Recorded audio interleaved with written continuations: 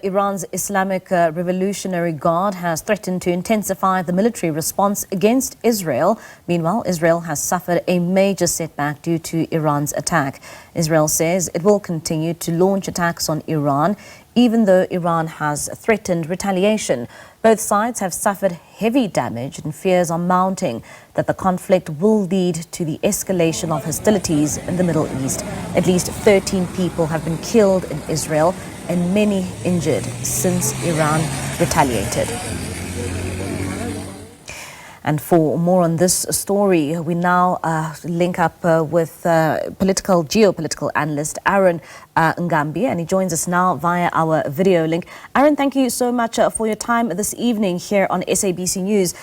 Now, it really has been, we've seen attacks, when it comes to Iran as well as Israel, and Iran retaliating when it comes to this offensive from Israel. Firstly, what do you make of the escalating tensions between Israel and Iran? Bali, thank you for having me. This is not the first time that Israel has attacked Iran. If you remember, just on the onset, when the war in Gaza began, Israel had attacked Iran's embassy or consulate in Syria in Damascus. They killed several people who were staff, who were members at that consulate. And Iran promised that they would retaliate to that. The scale of retaliation in that attack was nothing close to what we have seen now. So this is almost the second time that Israel has launched an attack on Iran. And they have killed, at least from what we hear now, 78 people in Iran have been killed and counting, and over 320 people have been injured. And so Iran saw this as a responsibility or as a duty for them to actually respond. And they have responded in a manner that I think Israel did not expect. So far, 13 people have been killed in Israel, and this conflict seems to be escalating. Yeah. The problem is that we have heard about talks that have been going on between the United States and Iran to again revisit or secure a deal that would stop Iran from acquiring a nuclear weapon. But Israel has preemptively launched an attack on Iran for whatever reasons. And it's very suspicious that they probably have done this so that they could disturb these talks between the United States and Iran.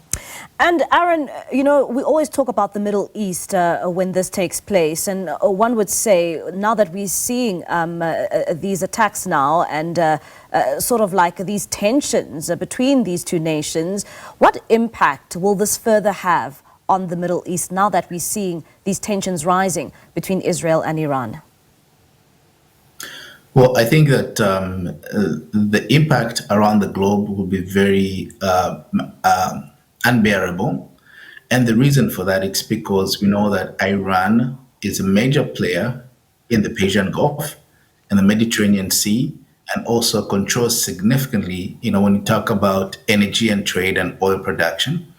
They're heavily involved with also their cooperating partners and other countries in the Middle East. Therefore, a war on Iran by Israel or any others is pretty much suggests that there will be a shift in terms of balance of power, but also there'll also be a shift in terms of economic activities. Therefore, we're yet to feel what the impact will be. But definitely on a global scale, you might see energy prices being affected by this war, and also being able to see different kinds of probably even trade war emerge within the region. But we have to also say that Iran has for the longest time tried to de-escalate. And even in this moment, they're calling for de-escalation and that Israel should not attack them further. And if Israel does not attack them, then they will not retaliate. But the rhetoric from Tel Aviv and Jerusalem has been escalation, escalation. In fact, the Prime Minister of Israel has promised that in the next 14 days, they intend to intensify their strikes on Iran. And Aaron, I mean, US President Donald Trump says that he can easily intervene and end some of the tensions which we are seeing between these two nations. I mean, if he is saying that, he can intervene, what interventions are needed to quell the tensions between these two nations that has an impact on the rest of the world? Well, I think that by and large, Donald Trump and his administration is to blame for this escalation in the Middle East.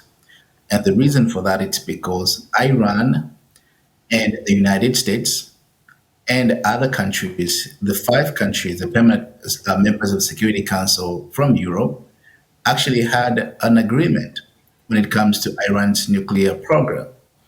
And this was secured under the presidency of Barack Obama, if you recall. And according to the International Atomic Agency, we know that Iran was complying with all the parameters that were set by the P5+1, as they called that deal. But when Donald Trump came in, he shredded that deal and started to call for new negotiations between Iran and the United States and the cooperating partners of the United States. And the reason for that is because Donald Trump felt that the United States had given too much leeway for Iran, that Iran would develop a nuclear weapon sooner rather than later. But all this was not based in fact.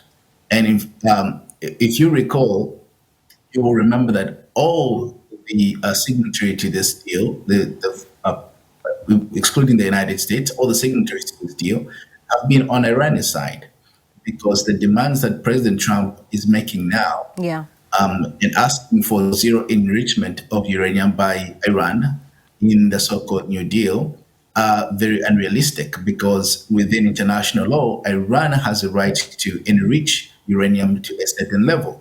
And to Donald Trump and his administration, that's unacceptable. And on the other side, we hear that Israel has hundreds of nuclear weapons, which are not subjected to any treaty or even to the International Atomic Agency. So this is what the problem is. The problem has been that the region thinks that this is double standards, and they see that United States and other partners are actually treating Iran in a different way. And Aaron, we have seen President Cyril Ramaphosa will be attending the G7 that will be held in Canada. What are your expectations of that meeting, particularly at this time? Do you think that the issues of Iran as well as Israel are likely to top the agenda? Absolutely. There were other items on the agenda, which we know very well that the number one issue will not be Ukraine and Russia, or even Israel and Gaza. The number one issue now will be Iran and Israel. And the reason for that is because of what potentially can come out of this conflict. Now, remember that Marco Rubio, the Secretary of State in the United States of America, actually said that America had nothing to do with this escalation of Israel on Iran. But yet Donald Trump, in his social media post, seems to suggest that otherwise. Therefore, there's need for consistency, and that the world leaders at the G7 summit in Canada will push Trump and will ask him questions such as what happened to the deal, what is going on, and even blame Trump for the escalation if he does not have the answers. All right, Aaron, thank you so much for that insight. That's geopolitical analyst Iran Ngambi there, giving us an insight in terms of what is transpiring in the Middle East, particularly when it comes to those tensions between Iran as well as Israel.